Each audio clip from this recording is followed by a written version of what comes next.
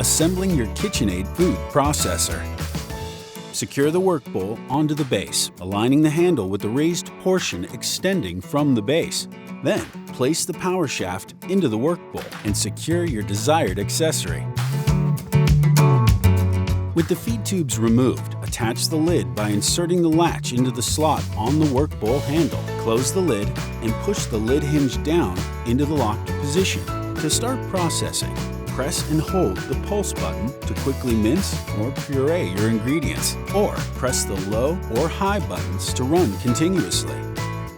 When finished, press the off button and wait for the blade or disc to come to a complete stop. Remove the lid and blade accessory from the work bowl. Lift the work bowl from the base and remove your food. Prep with precision every day with the food processor from KitchenAid.